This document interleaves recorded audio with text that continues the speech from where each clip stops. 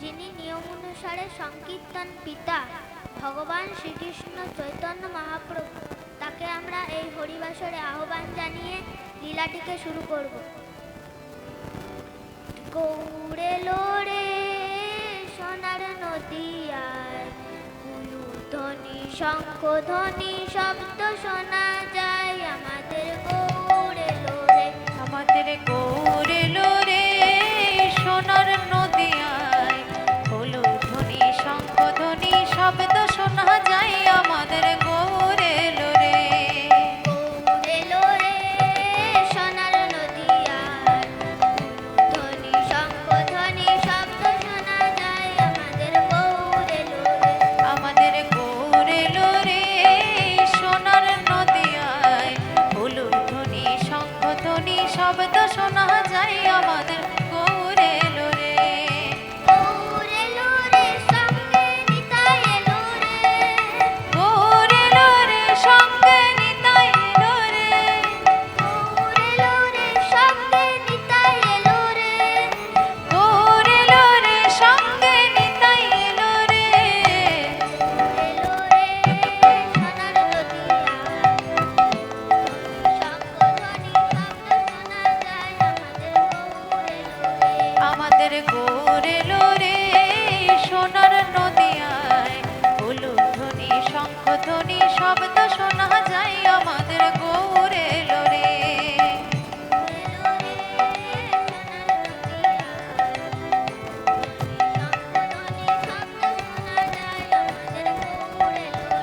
আমাদের গৌড়ে লোরে সোনার নদিয়ায়, হলুদ ধ্বনি শঙ্খ ধ্বনি শব্দ শোনা যায় আমাদের গৌড়ে লোরে।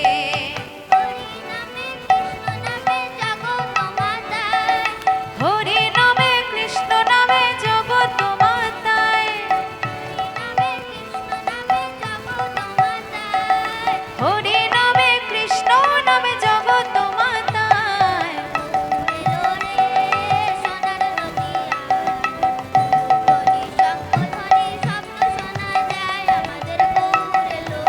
আমাদের গৌড়ে লোরে সোনার নদিয়ায়, হলুদ ধ্বনি শঙ্খ ধ্বনি শব্দ শোনা যায় আমাদের গৌড়ে লোরে।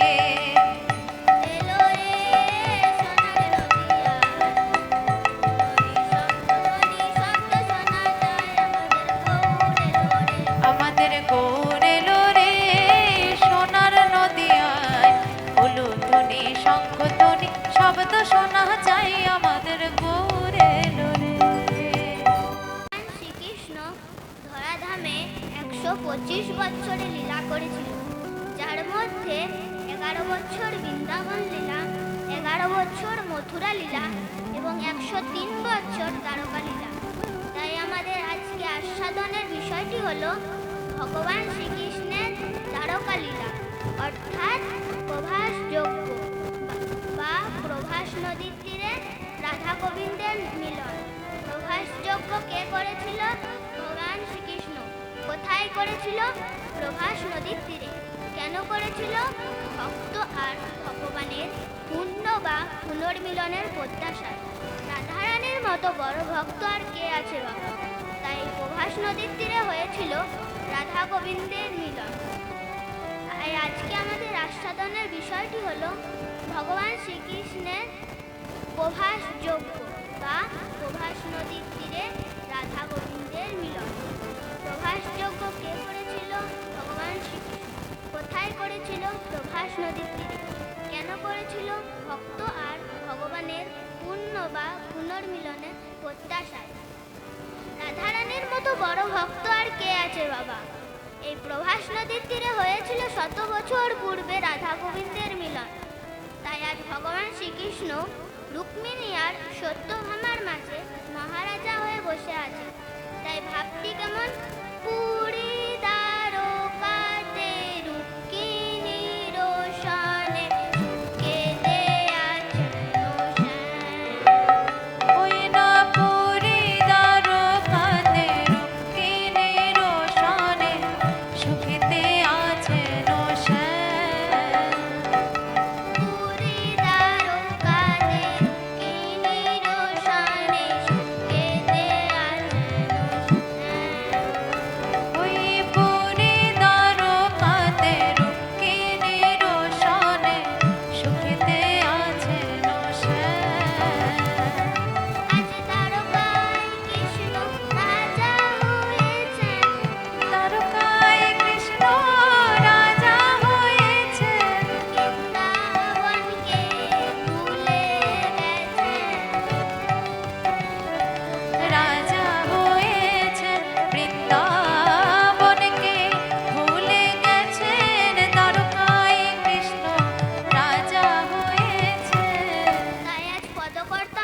বর্ণনা করলেন।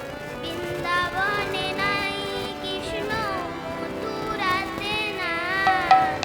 বৃন্দাবনে নাই কৃষ্ণ, মথুরাতে নাই। বৃন্দাবনে নাই কৃষ্ণ, মথুরাতে নাই। বৃন্দাবনে নাই কৃষ্ণ, মথুরাতে নাই। মথুরাতে নাই রে কৃষ্ণ, মায়ের কোলেও নাই। মথুরাতে নাই রে কৃষ্ণ, মায়ের কোলেও নাই। মথুরাতে নাই রে কৃষ্ণ, মায়ের কোলেও নাই। মথুরাতে নাই রে কৃষ্ণ, মায়ের কোলেও নাই। কৃষ্ণ দ্বারকায় আছে গো, দ্বারকায় আছে গো, দ্বারকায় আছে গো। মহারাজা হয়ে কৃষ্ণ দ্বারকায় আছে গো। ওই মহারাজা হয়ে কৃষ্ণ দ্বারকায় আছে গো। মহারাজা হয়ে কৃষ্ণ দ্বারকায় আছে গো। ওই মহারাজা হয়ে কৃষ্ণ দ্বারকায় আছে গো।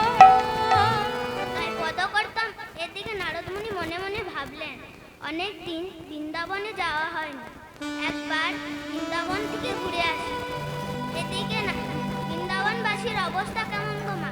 সবাই ধুলায় পড়ে কাঁদছে, কৃষ্ণ কৃষ্ণ বলে। সখারা কাঁদছে, সখীরা কাঁদছে, যমুনার আগের মতো উজান বহে না, পাখিরা আর আগের মতো কুজন গাহে না। বৃক্ষলতা সবাই কৃষ্ণ বিরহে গুল্ম প্রায়, সবাই স্থির হয়ে গেছে। নারদমুনি এই দৃশ্যটা দর্শন করে বলছে, কৃষ্ণ কেমন ভগবান, যে ভগবান তার মাকে কাঁদায়, তার বাবাকে কাঁদায়, নিত্য সখাদের কাঁদায়, সে আবার কেমন ভগবান? তাই নারদমুনি মনে মনে বললেন, এর এক বিহিত করতেই হবে।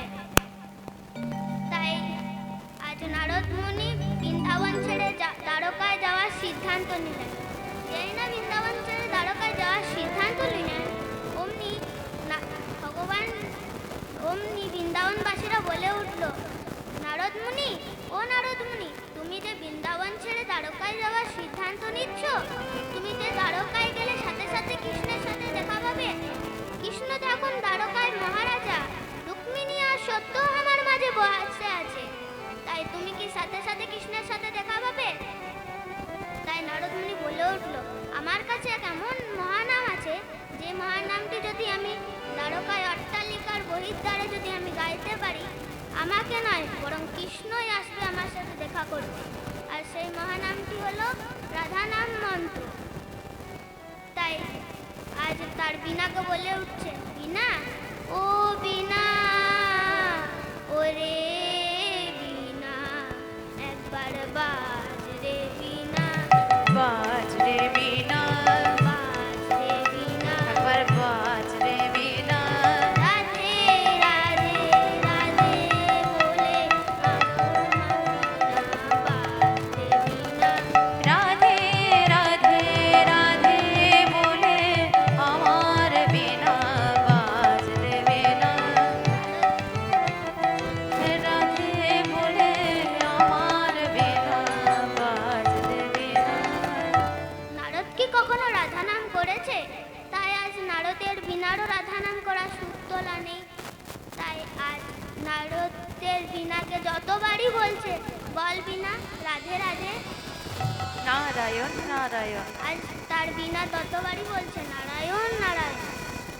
আজ তার বীণাকে বলছে, তুই যখন আমার সাথ দিলি না, তোকে আমি এই বৃন্দাবনের মাটিতেই নিক্ষেপ করলাম। তাই আজ নারদমুনি বললেন, তোকে আমি এই বৃন্দাবনের মাটিতে নিক্ষেপ করলাম, আমি একাই চললাম। আর যেই না বাবা বৃন্দাবনের মাটিতে পড়েছে, অমনি নারদের বীণা আজ রাধা নামের পরশ পেয়ে গেছে। তাই বীণা বেজে উঠিল, বেজে উঠিল, বেজে উঠিল, বীণা বেজে উঠিল। রাধে রাধে রাধে বলে নারদের বীণা বেজে উঠিল। রাধে রাধে রাধে বলে নারদের বীণা বেজে উঠিল। রাধে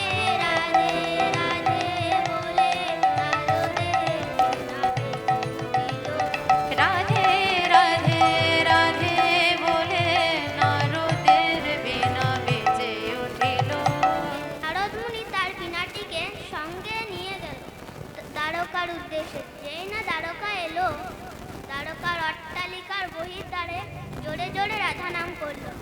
জয় রাধে, জয় রাধে, জয় রাধে, বলো রাধে রাধে। জয় রাধে, জয় রাধে, জয় রাধে, বলো রাধে রাধে। জয় রাধে, জয় রাধে, জয় রাধে, বলো রাধে রাধে। জয় রাধে, জয় রাধে, জয় রাধে, বলো রাধে রাধে। শ্রীকৃষ্ণ গোবিন্দ হরে মুরারি, হে নাথ নারায়ণ বাসুদেবা। শ্রীকৃষ্ণ গোবিন্দ হরে মুরারি, হে নাথ নারায়ণ বাসুদেবা। জয় রাধে, জয় রাধে, জয় রাধে, বলো রাধে রাধে। জয় রাধে, জয় রাধে, জয় রাধে, বলো রাধে রাধে। রাধা নাম শুনে কৃষ্ণ ইতি উতি চায়, এতে হতে চাই, বহির দ্বারে সে দেখেন কৃষ্ণ, নারদ মুনি আছয়ে দাঁড়ায়। আছোয়ে দাঁড়ায়। ভগবান কৃষ্ণ, রাজা কৃষ্ণ যখন একবার বহির্দ্বারে এলেন, দেখলেন নারদ মুনি ব্রাহ্মণ বেশে দাঁড়িয়ে আছে। তাই নারদ মুনিকে না চেনার ভান করে ভগবান শ্রীকৃষ্ণ বললেন, হে ব্রাহ্মণ, আপনার চরণে রইল আমার শতকোটি প্রণাম। তাই যেই না ব্রাহ্মণকে প্রণাম নিবেদন করতে যাবেন, অমনি নারদ মুনি বলে উঠল, ভগবান, তুমি আমাকে চিনতে পারোনি? আমি নারদ। ও, তুমি নারদ? সত্যি ভাই, আমি তোমাকে চিনতে পারিনি। এসো এসো, ভেতরে এসো। এই, কে কোথায় আছিস? নারদ মুনিকে ভেতরে নিয়ে চল। তাই নারদ মুনি বলে উঠল, আমি তোমার এখানে বসতেও আসিনি, তোমার রাজভোগও খেতে আসিনি। আমি এসেছি বৃন্দাবনবাসীর অভাব অভিযোগ জানাতে। ভগবান শ্রীকৃষ্ণকে বলল, তুমি পাপ করছো, তুমি পাপী, তুমি অপরাধী। ভগবান শ্রীকৃষ্ণ বলল, আমি কি পাপ করছি নারদ? আমি কি পাপ করছি নারদ? ভগবান শ্রীকৃষ্ণ নারদ মুনি বলল, তুমি পাপ করছো বলবো, পুত্র হয়ে যদি পিতামাতাকে কাঁদাও সেটা কি অপরাধ নয়? ভক্ত হয়ে যদি কোনো ভক্তকে কাঁদাও সেটা কি কোনো অপরাধ নয়?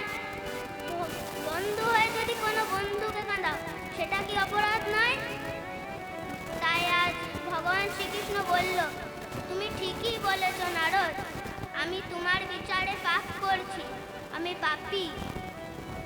তাই ভগবান শ্রীকৃষ্ণ বলল, কেউ যদি পাপ করে তার প্রায়শ্চিত্ত আছে, কেউ যদি ভুল করে তার ক্ষমা আছে।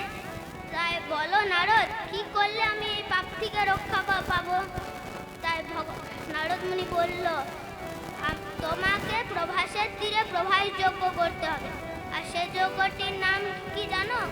প্রভাসে